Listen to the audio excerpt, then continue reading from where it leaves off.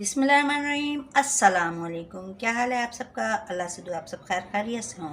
अल्लाह बरकत दें आपके खानों में, आपके रोज़ी रिस्क में। तो चलिए अपनी रेसिपी शुरू करते हैं। आज हम बना रहे हैं जनाब बेसन के लड्डू, जिसके लिए मैंने बेसन लिया है ये 2 प्याली यानी कि ये है 250 ग्राम। और 1 प्याली हम ये चीनी ली है हमने, और 1 प्याली हमने घी लिया है। बहुत आसानी से बताने वाली हूँ और जो हर एक बना सकता है। और इसके थोड़े छोटे छोटे प्रॉब्लम जो होते हैं कि भाई लड्डू हमारे सही नहीं बनते, तो आज सबकी प्रॉब्लम सॉल्व होने वाली है। तो चलिए बताते हैं सबसे पहले क्या करना है हमें। अब ये है कि सबसे पहले हमने फ्राई पैन में ये चीनी डालनी है। और आप चीनी जो है आप अपने टेस्ट के मुताबिक कम या ज़्यादा कर सकते हैं। और इसमें क्या करना है, ये हमने वही प्याली के मुताबिक हमने ये पानी लिया है। देखें ये हाफ़ प्याली नहीं, हाफ़ प्याली से भी कम पानी है ये, ठीक है। ये हमने इसमें पानी डाल दिया। अच्छा, ये हम बना रहे हैं इसकी तगार जो है वो इससे बहुत अच्छे बनते हैं बेसन के लड्डू। क्योंकि ये जो है अगर हम पिसी हुई चीनी से भी बना सकते हैं, मगर ये है कि पिसी हुई चीनी के क्रिस्टल मुंह में आते हैं, ठीक है। इसलिए हम ये तगार बनाते हैं जिससे हमारे क्रिस्टल नहीं आएंगे और जो है हमारे लड्डू बहुत अच्छे से लगेंगे, टेस्ट में बहुत अच्छे आते हैं। सही है। तो ये इसको लगातार चमचा चलाते रहना है और इसको चीनी को हल करते रहना है। कब तक हल करना है? जब तक ये बिल्कुल पानी ड्राई ना हो जाए, ठीक है। अब ये चीनी हमारी फुल तरह से घुल चुकी है और ये देखें इतनी थिक हो गई है। तो अब इसमें हम 1 चमचा ये घी डालेंगे। इससे क्या होगा कि इससे ये होगा कि इसमें हमारी तगार में डेले नहीं पड़ेंगे, ठीक है। अब ये जो है अब इसको फिर हम चलाएंगे, मगर चमचा चलाते रहना है मुसलसल, ठीक है। और जब तक ये ड्राई नहीं हो जाती, जब तक ये इसको हम चलाएंगे, यानी कि इसका पानी खुश्क हो जाना चाहिए। चीनी एकदम गाढ़ी हो गई है, ये चाशनी हमारी बिल्कुल थिक हो गई है। तो अब हम गैस बंद कर देते हैं, ठीक है। और मुसलसल इसको चमचा चलाते हुए इसे ठंडा कर लेंगे। चूल्हे से उतार लेते हैं। अब हमने चूल्हे से उतार लिया और मुसलसल हम जल्दी जल्दी इसका चमचा चलाकर इसको ठंडा कर रहे हैं। अच्छा, चमचा छोड़ना नहीं है क्योंकि फिर एकदम से बैठ जाएगी, लड्डू बन जाएगी एकदम इसी के, मगर हमें इसको ठंडा करना है पाउडर की शक्ल में, ठीक है। इसी तरह से हम ये चमचा चलाते रहेंगे और ठंडी हो जाएगी ये। तो ये जो है इस तरह से डले बन जाएंगे, तो इससे घबराना नहीं है।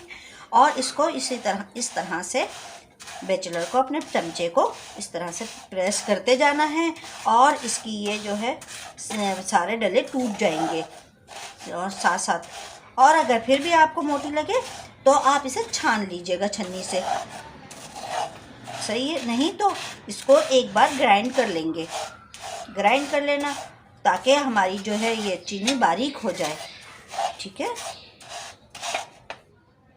ये देखिए कि हमने तमाम चीनी को इस तरह से प्रेस कर करके तोड़ दिया है इसके डलों को। और फिर भी अभी छोटे छोटे से वो हैं, तो इसको छान लेते हैं हम छन्नी से, ठीक है। ये हमने छन्नी में डाल के इसको छान लेते हैं ताकि हमारी ये मोटे मोटे जो हैं थोड़े से वो भी हमारे मुंह में ना आए, इसलिए हमें छानना है, ठीक है। अब ये हमने छान ली है। अब ये जो हमारी बाकी बची है इसको हम मिक्सी जार में इसको खुश्क मसाला पीसते हैं, उसमें हम पीस लेंगे, ठीक है। अब ये देखिए तगार हो गई हमारी तैयार। और जितनी हमारी 1 प्याली हमारी तगार, तो 2 प्याली हमने बेसन लिया है और 1 प्याली हमें घी लेना है, ठीक है। अब जो है घी कम या ज़्यादा भी हो सकता है, मैं इसलिए मुकम्मल नहीं बता सकती कि कितना कम डलेगा कितना ज़्यादा डलेगा या कितना बचेगा इसमें से, ठीक है। और ये दानेदार लड्डू बनेंगे बहुत अच्छे से, सही। अब ये देखें कि कढ़ाई में हम ये घी डाल रहे हैं, मगर हम मुकम्मल नहीं डालेंगे। अब ये हम ये थोड़ा थोड़ा करके डालेंगे। तकरीबन मैं 75% डाल रही हूँ इसमें, ठीक है। अब ये और इसमें ये बेसन डाल देंगे।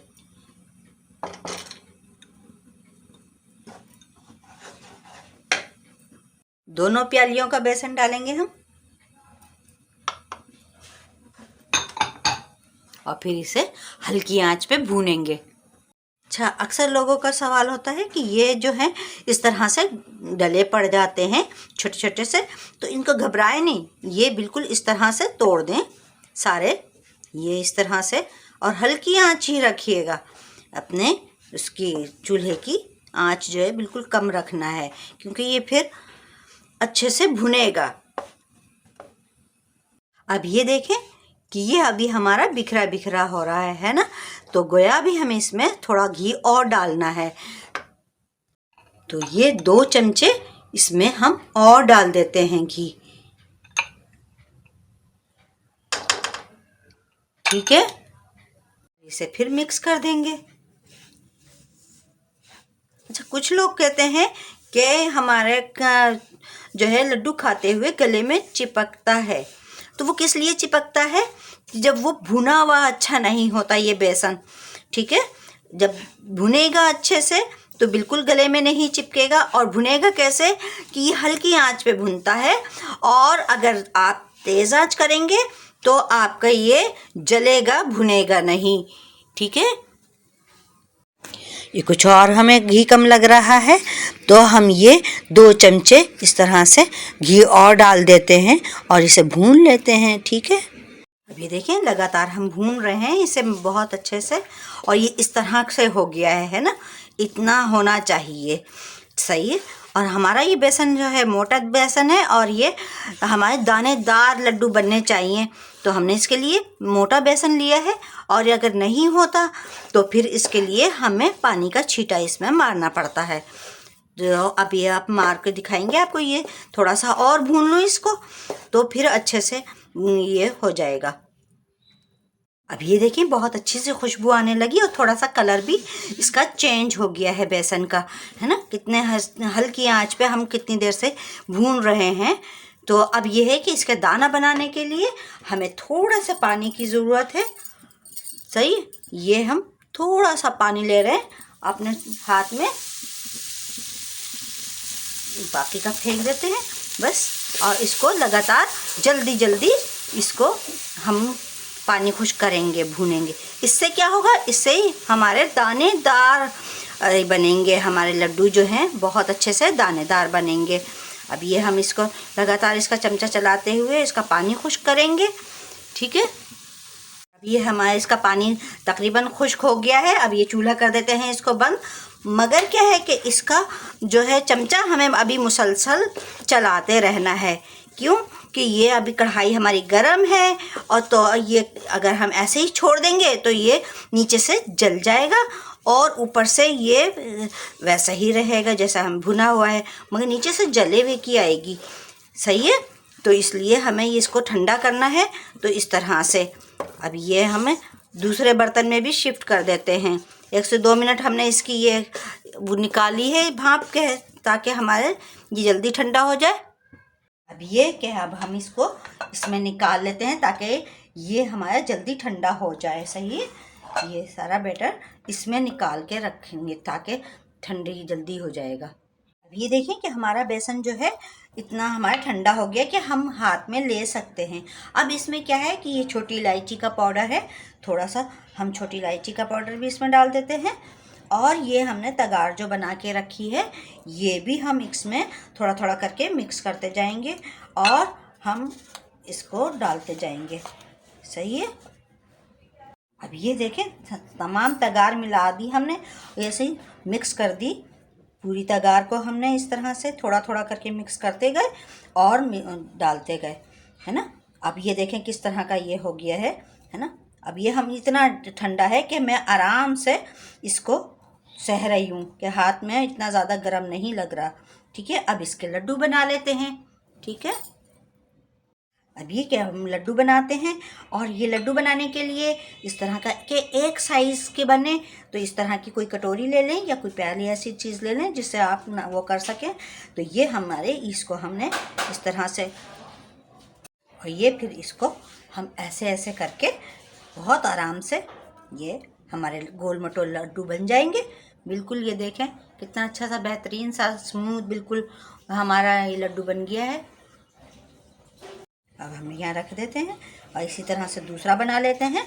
ठीक है, अब लड्डुओं पर चांदी का वर्क लगा देते हैं। अच्छा, लड्डुओं को फ्रिज में नहीं रखिएगा वरना ये हार्ड हो जाएंगे। आप इतने शीशे के जार में या फिर बॉल में करके रखिएगा, बाहर ही रखना है, फ्रिज में नहीं। अब ये देखें कि हमारे लड्डू हो गए तैयार और बहुत मज़ेदार। इस तरह से बनाइए और मज़े ले लेके खाइए। उम्मीद है आप लोगों को भी मेरी रेसिपी पसंद आई होगी। और जितने मेरे चैनल पे न्यू देखने वाले हैं उनसे भी रिक्वेस्ट है, सबसे पहले मेरे चैनल को लाइक करें, सब्सक्राइब करें और मेरी रेसिपी पसंद आए तो अपने फ्रेंड एंड फैमिली मेम्बर से ज़रूर शेयर किया करें और अच्छे अच्छे कमेंट किया करें और मुझे दुआओं में याद रखा करें। तो चले फिर अब हम ये खाते हैं और आपसे लेते हैं इजाज़त। इंशाल्लाह अगली वीडियो में फिर मिलेंगे। जब तक के लिए अल्लाह हाफिज़।